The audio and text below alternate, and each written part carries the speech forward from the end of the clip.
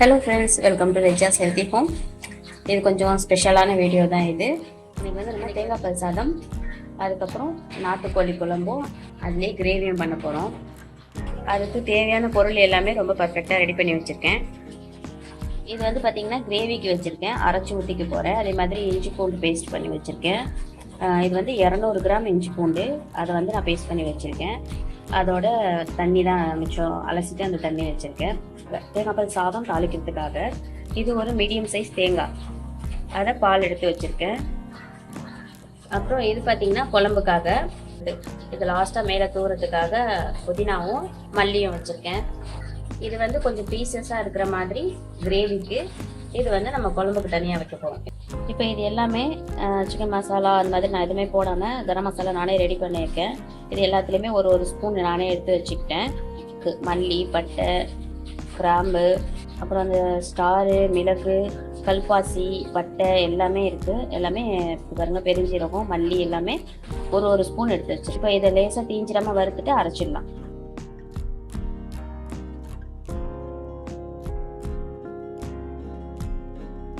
இவ்வளோ நல்லா நைஸாக வச்சுருக்கேன். அது ஏலக்காவோட பீஸ் தான் கொஞ்சம் தெரியுது, அது பரவாயில்ல. இப்போ ஃபஸ்ட்டு வந்து சாப்பாடு தாளிச்சிடலாம், அதுக்கப்புறம் நெக்ஸ்ட் ஒவ்வொன்றா பார்க்கலாம். எண்ணெய் சூடாயிடுச்சு. இப்போ இதில் வந்து இலை, அதுக்கப்புறம் பட்டை, கிராம்பு, 2 ஏலக்காய் இருக்குது, போட்டுடலாம்.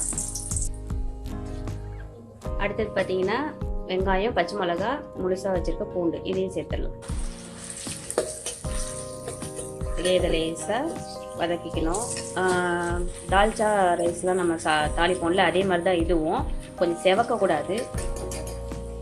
லேசாக வதங்கின உடனே மற்ற எல்லாத்தையும் ஆட் பண்ணிட வேண்டியது தான். இது கூட கருவேப்பிலையும் சேர்த்துக்கலாம், ஆனால் நான் சேர்த்துக்கல, கருவேப்பிலை இல்லை வீட்டில், வாங்கவும் முடியல. காலையிலேருந்து அப்படியே விடாமலையாக கொட்டிக்கிட்டே இருக்குது பயங்கரமாக. ஸோ வந்து நம்ம இருக்கிறத வச்சு ஸ்டார்ட் பண்ணியாச்சு. இப்போ நான் வந்து அரைப்படி அரிசிக்கு தான் செய்கிறேன். நீங்கள் வந்து இப்போது அந்த 1/2 கிலோ அரிசின்னு கூட எடுத்துக்கலாம். இதில் வந்து 1.5 டீஸ்பூன் இஞ்சி பூண்டு பேஸ்ட் இருக்குது. இதையும் சேர்த்துட்டு நான் அப்படியே வதக்கிக்கிறேன். அடுப்பு சிம்மில் தான் இருக்குது.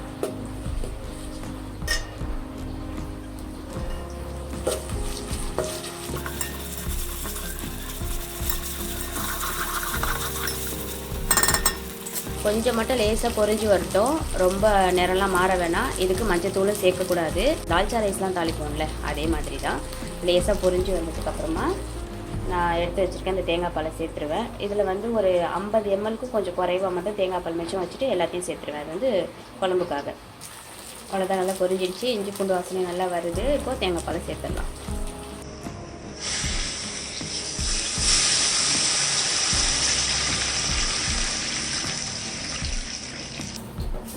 தேங்காய் பால் கட்டியாக இருக்கக்கூடாது, கொஞ்சம் தண்ணியாக தான் இருக்கணும். அப்போ தான் அரிசி உள்ளார நல்லா இழுக்கும். நல்லா ஒரு கொதி வந்துருச்சு, ரொம்ப போட்டு கொதிக்க வைக்க தேவையில்லை. இப்போ வந்து நான் கழுவி வச்சுருக்க அரிசியை நான் இதில் சேர்த்துக்க போகிறேன். ஊற வச்சு சேர்க்குற அரிசியாக இருந்தால் தேங்காய் பால் ஊற்றின அப்புறமா ஊற வைங்க. நான் அந்த டைமில் தான் ஊற வச்சேன். நான் எனக்கு அரிசி ரொம்ப நேரம் ஊற வைக்கணும்னு தேவையில்லை. பாஸ்மதி ரைஸ் தான் இது. இப்போ வந்து நம்ம நார்மலாக சாப்பாடு செய்கிறதுக்கு தண்ணியில் உல வைப்போம் இல்லையா, அதே மாதிரி தேங்காய் பாலில் உல வைக்கிறோம். இஞ்சி பூண்டு அப்புறம் அந்த மசாலா சாமான்லாம் போட்டு தாளிச்சுக்கிறோம், அவ்வளோதான்.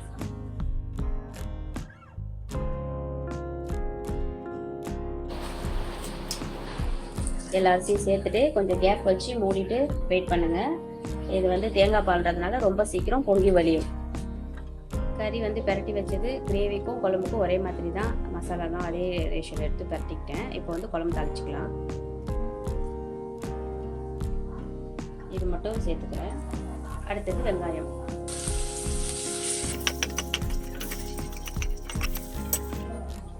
நாட்டுக்கோழின்றதுனால வேக கொஞ்சம் டைம் எடுத்துக்கும், கொஞ்சம் சாஃப்டாக இருக்கணுன்றதுக்காக வேக வச்சுருக்கோம். ஆல்ரெடி நான் வேக வச்ச கறியில் உப்பு சேர்த்துருக்கேன், அதனால் இதில் கொஞ்சமாக தான் சேர்க்கணும், அது ஞாபகமாக போட்டுருங்க. அதே மாதிரி தான் இஞ்சி பூண்டு பேஸ்ட்டும் கொஞ்சமாக சேர்க்கணும், ஏன்னா ஆல்ரெடி கறியில் சேர்த்துருக்கோம்.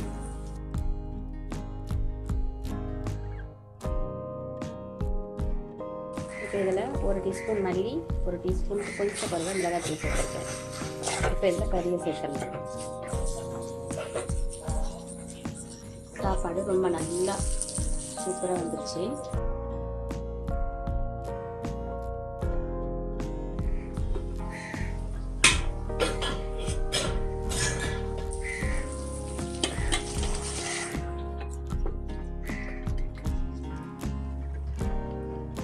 அவ்வளோதான்.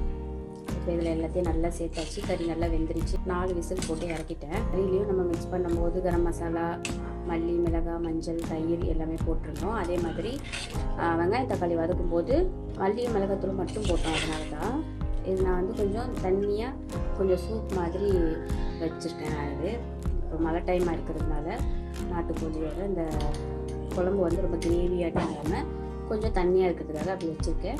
கிரேவி நான் தனியாக செய்கிறேன், அதனால தான். இப்போ இது வந்து லேசாக ஒரு கொதி வந்ததுக்கப்புறமா எடுத்து வச்சுருக்கேன். தேங்காய் பால் சேர்த்துக்கலாம். அவ்வளோதான். இப்போ இதை நல்லா கொதிச்சு வரணும். அதனால் நான் போய் பக்கத்தில் விறகு அடுப்பு இருக்குது, அதில் நான் வச்சிட போகிறேன். இப்போ நம்ம கிரேவி செய்யலாம். இஞ்சி பூண்டு பேஸ்ட்டு, வீட்டிலே ரெடி பண்ண கரம் மசாலா, மல்லித்தூள், மஞ்சள் தூள், மிளகாய் தூள் எல்லாமே ஒரு ஸ்பூன் சேர்த்துருக்கேன். மஞ்சள் தூள் மட்டும் 1/4 டீஸ்பூன் சேர்த்துருக்கேன். தயிர் வந்து 1 டேபிள் ஸ்பூன். இப்போ லாஸ்ட்டாக உப்பும் சேர்த்தாச்சு. இப்போ எல்லாத்தையும் மிக்ஸ் பண்ணிடலாம்.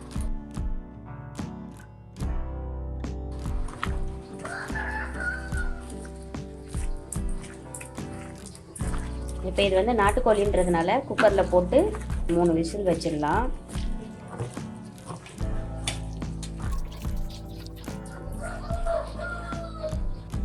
இப்போ இதை குக்கரில் ஒரு 3 விசில் வச்சு எடுத்துக்கலாம்.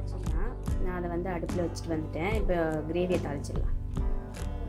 கிரேவிக்கு நல்லா ஸ்ட்ராங்காகவே மட்டன் குழம்புக்கு ரெடி பண்ணுற மாதிரி நான் மசாலா ரெடி பண்ணிட்டதுனால இப்போ இதுக்கு நான் பட்டை கிராம்பு அது எதுவுமே தாளிக்க போடலை, ப்ளைனாக பண்ண போகிறேன். இப்போ வேக வச்சு வச்சுருக்கேன் இந்த கறியை எண்ணெய் ஊற்றி வச்சுட்டேன்ல வானல, அதுலேயே சேர்த்துடலாம்.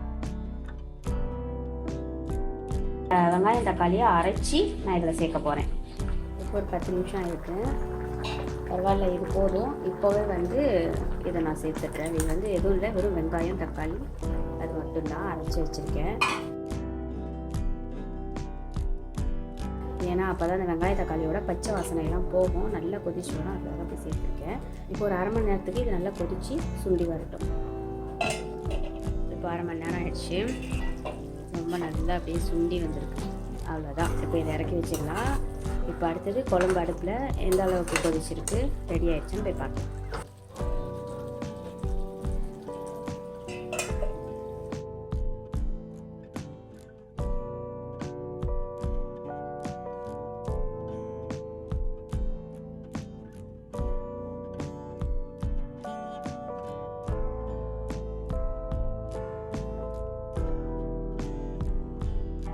எல்லாமே ரெடி ஆயிடுச்சு.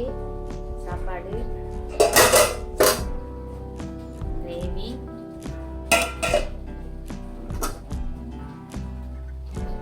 குழம்பு கூட ரெடி ஆயிடுச்சு.